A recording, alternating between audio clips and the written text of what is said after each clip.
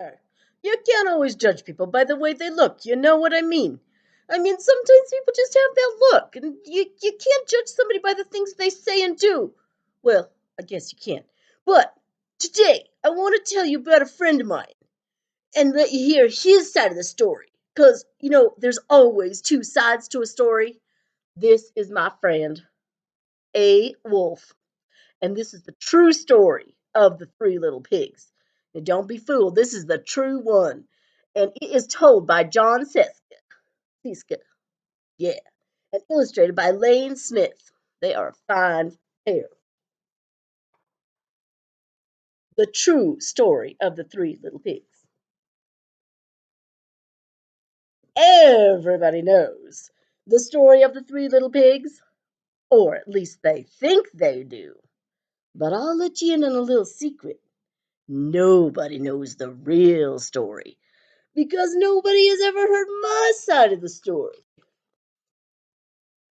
I'm a wolf, Alexander T. Wolf.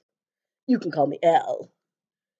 I don't know how this whole big bad wolf thing got started, but it's all wrong. Maybe it's because of our diet.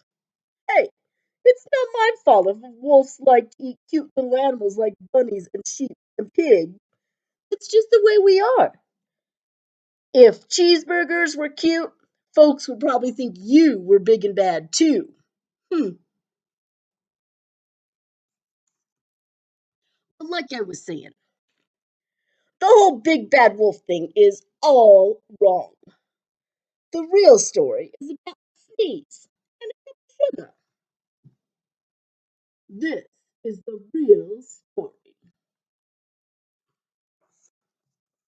You see, way back in once upon a time, I was making a birthday cake for my dear old granny, and I had a terrible sneezing cold. I ran out of sugar. See his dear granny in this corner? She's so calm, making a cake for his granny. What's that? Hmm. Wait, I walked down the street to ask my neighbor for a cup of sugar.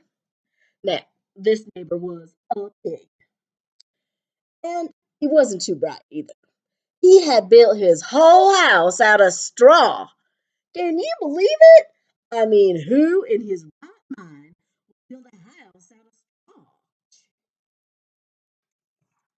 Well, of course, the minute I knocked on the door, the whole thing fell right in. I didn't want to just walk into somebody else's house, so I called out, Lil Pig! Lil Pig! Are you in?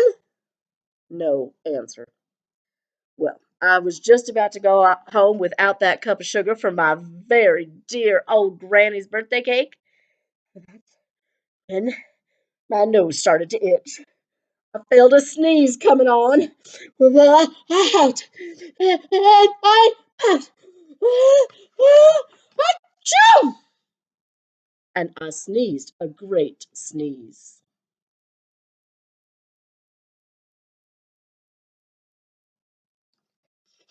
Look what's happening.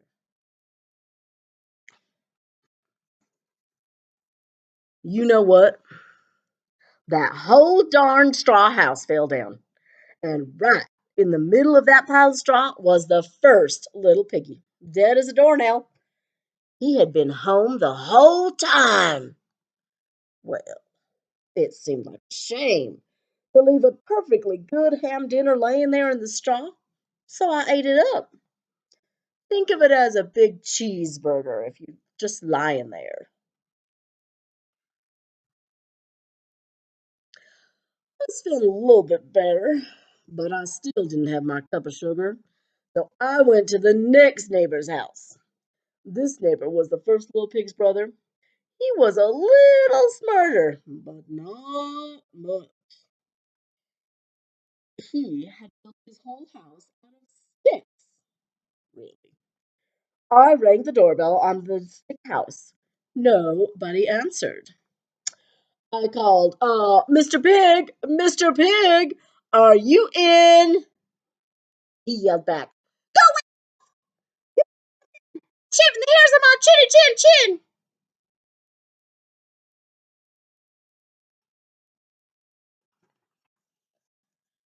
I had just grabbed the doorknob when I felt another sneeze coming on.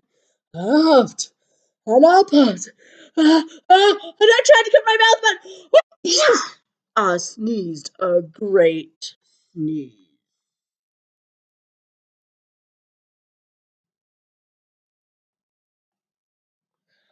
You're not going to believe it. But this guy's house fell down just like his brother's. Same thing. When the dust cleared, there was the second little pig, dead as a doornail. Wolf's honor. Now, you know, food will spoil if you just leave it laying there out in the open. So, I did the only thing that there was to do. I had dinner again. Think of it as a second helping, if you will. I was getting awfully full, but my cold was feeling a bit better, and I still didn't have that of sugar for my sweet old granny's birthday cake. So I went to the next house. This guy was the first and second pig's brother. He must have been the brains in the family because he had built his house out of bricks. Well, I knocked on that brick house. No answer. I called, Mr. Pig! Mr. Pig, are you in? And do you know what that rude little porker said to me? Get out of here, Wolf, and don't bother me again! Well, about impolite. He probably had a whole sack full of sugar, and he wouldn't even give me one little cup. Well, what a pig he is. I was just about to go home and maybe make a nice birthday card instead of a cake when I felt my cold coming on. I have to. And I stopped. And I sneezed once again.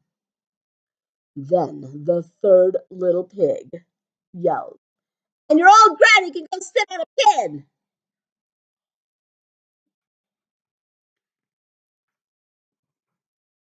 Now, usually a pretty calm fellow. But when somebody talks about my granny like that, I go a little crazy.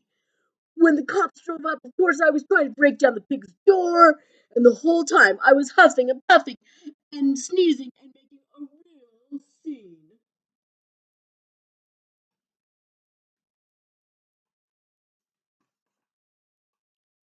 The rest, as they say, is history. Here's the news. Big bad wolf. Of course, it's from the Daily Pig, you know. Wolf, I'll huff and I'll puff. A.T. Behold, wolf, big and bad.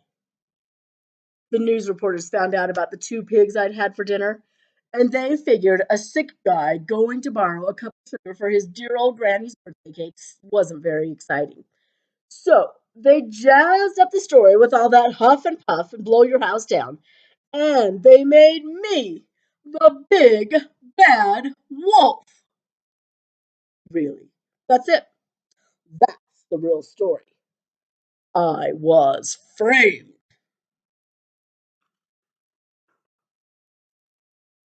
But maybe you could lend me a cup of sugar. It's a great story. Remember, there's always two sides to the story.